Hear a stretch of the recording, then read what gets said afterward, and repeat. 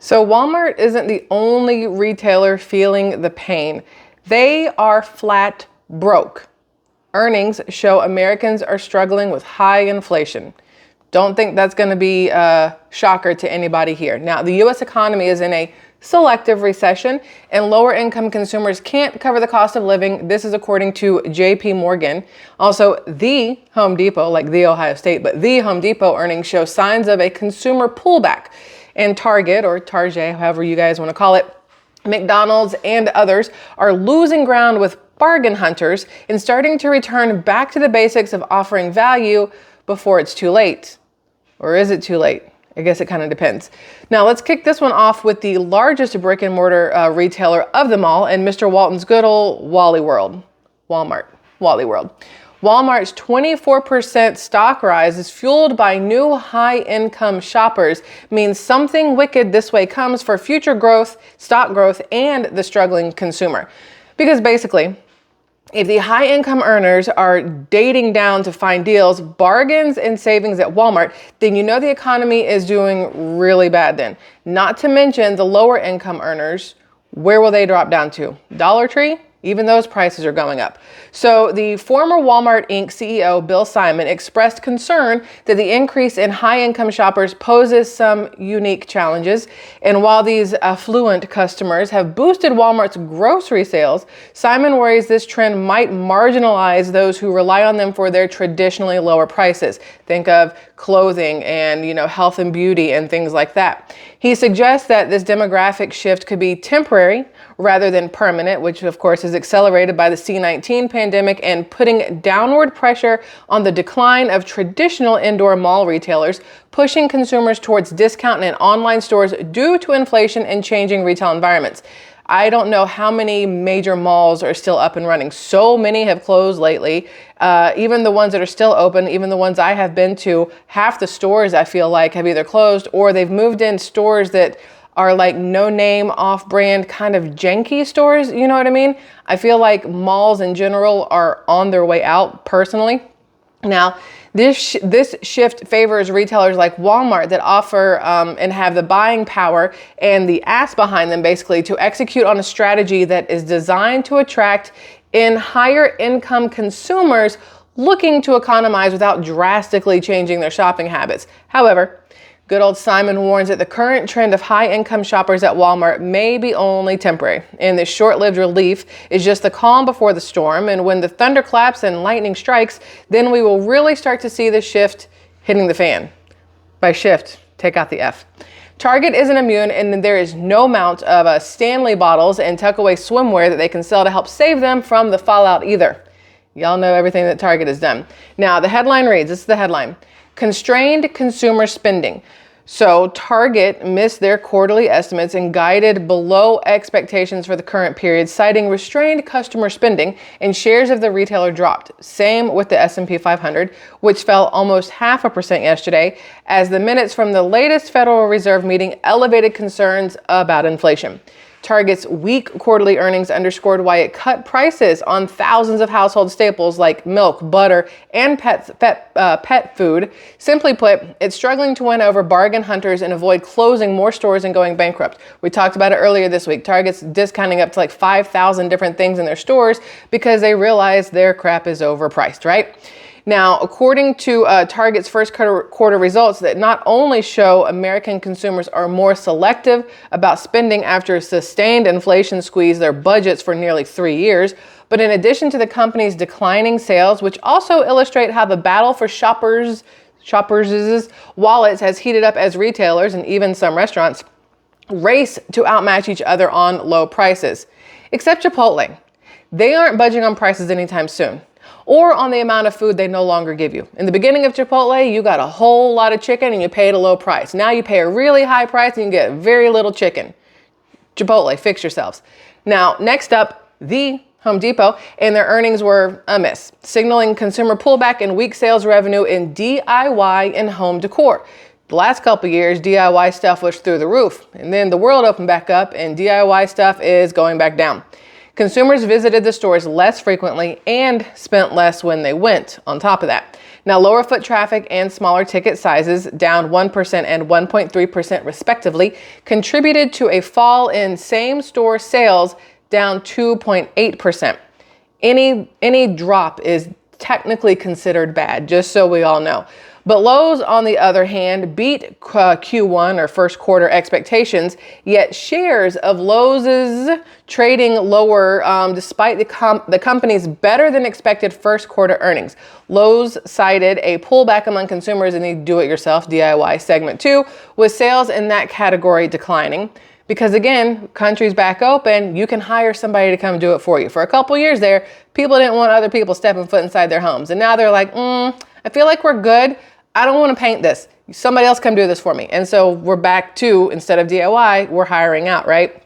Now, the Lowe's CFO said that consumers are digesting and adjusting to monetary tightening, and they're kind of remaining on the sidelines. But it seems like everybody's broke and nobody has time or money to do any home renovations or remodeling projects anymore, or they're, farming it out to somebody else. So maybe the new slogan for these hardware stores should be, "You can't do it and we can't help." That's not very positive, right? But let's not pretend they didn't make a killing when we were all stuck at home with the flu, basically. But here is the TLDR. You ready? The U.S. economy is in a selective recession. Let's see, there's a stark divergence in upper income and middle to lower income Americans, the latter of whom are struggling to keep up with the rising cost of living as prices remain elevated and savings dwindle. I feel like a lot of people are in that boat. Your cost of everything are going up. Everything you've been saving is going down, and it's like sink or swim, right? Now you have consumers at the high end who are being more choiceful, while the low end is a melting ice cube, basically, in what experts are calling a selective recession. The most recent survey shows how over 70% of low-income consumers right now are saying they're struggling to make ends meet. And I guarantee you, it's probably more than 70%. They didn't survey everybody, right? Think about it. They surveyed every single American. I feel like you'd be higher than 70%, maybe like, I don't know, 99%, because then there's that 1% who seem to be oblivious to what's going on. Now, other market commentators have pointed to an even more drastic slowdown coming in consumer spending, especially as middle-class Americans feel the pinch of inflation more and more. 67% of middle-class households polled by Primerica in the first quarter said they believe their income was falling behind the cost of living. Again, if they would poll everybody, you would have a much higher percentage of people saying that, because I can guarantee you the majority of people feel like their income is not keeping up with inflation and the cost of living. Now, this is also why credit card balances are at their highest, and so are delinquencies and repos. Don't forget about car repossessions. We've seen a lot of tow trucks hooking people's cars up in the middle of the night at places. It's not a good look. It sucks for them. But most Americans have likely blown through the savings they accumulated during the pandemic, and some economists seem to believe that savings lasted all the way up until March of this year. That's really good to be able to save this long with how bad inflation shot up the last 2 years. But what sucks is there's people who went through everything and they went through it by March. What happens for the rest of 2024? Inflation is still inflating. It has not settled down. It has not dropped, despite what they say. The CPI is crap because it does not take into consideration the things that you and I and the majority of Americans struggle with: rent, mortgage, gas prices, electricity. It doesn't get all that, right? Now, another 38% of middle-class respondents in the Primerica survey added that they didn't even have a $1,000 emergency fund to fall back on if they needed it right now. I know a lot of people right there are considering their credit card as their emergency fallback. And there's some people who they've had to use that emergency fallback just to make sure they can get groceries for the week, put gas in their car, pay a medical bill, whatever else. So there are more and more people without it. And with the way the banks are, not helping anybody with loans, it makes it very difficult for people to have some sort of, not even a nest egg, but just like that little baby safety net, given the cost of everything, the lack of, increases in people's pay. It's all just kind of a smorgasbord of shit, honestly. Now, plus recession fears have been on the rise as Americans survey a weakening job market and anticipate rates staying higher for longer. So weakening job market. Here we are hearing from the Biden administration that we have the lowest unemployment. Yay, it's great. But they forget to take into affect the fact that, I don't know if I said that right. My brain feels like I messed that whole sentence up. They forget to take into effect the fact that these companies, that if they were hiring 10 jobs before and they had 5 listed, right, and only half of them were filled, it looks like, 50% unemployment rate. Well, if they go, okay, well, we're not hiring 5 anymore. So now it looks like they have a fully employed, but 5 jobs fully went away. So the whole unemployment numbers, they are designed to be smoke and mirrors. So you don't really understand what's going on, because they're never going to tell you that, 3% unemployment, that's great. Well, it technically, if all those jobs hadn't just been pulled off the shelf and off the market, we'd be at like 14% unemployment or something crazy, right? Now, the US has a 50-50 chance of slipping into a downturn within the next 12 months. This is according to the New York Fed in their estimate in its latest recession forecast. 50-50 chance. That means that you and I have a 50-50 chance of things going well or things going to complete shit. So I say right now, if we know that in the next 12 months, it could go high or it could go low, we do everything that we can in our power to make sure if it goes low, that we are still high, that we do not sink with the ship, okay? So make the changes you have to make, do the things that you have to do the hard things while it's easy is basically what it should be. Do the hard things now, like don't go out to eat, change the way you're spending on stuff, cut off cable, keep your your AC a little bit higher? Yeah, technically higher. Like instead of setting it at 68, put it at 72. Wear less clothing in the house if necessary over the summer. You know what I mean? Lay in some cold water if you get hot. But make the changes necessary to save the money while it's easier to do, because if in the next 12 months this entire country just starts to sink and goes to absolute crap, it will be much harder at that point to make these changes now. So do the hard things while it's easy to do, all right? Now, I know it's not gonna be easy for everybody.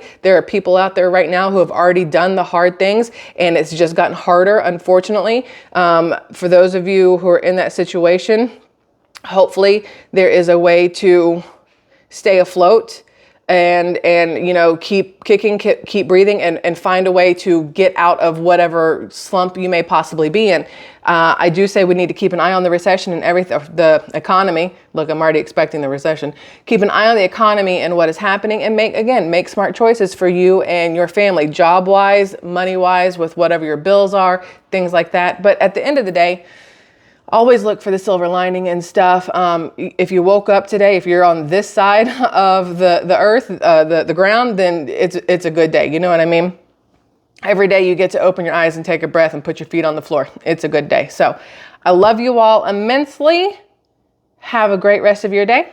Okay, bye.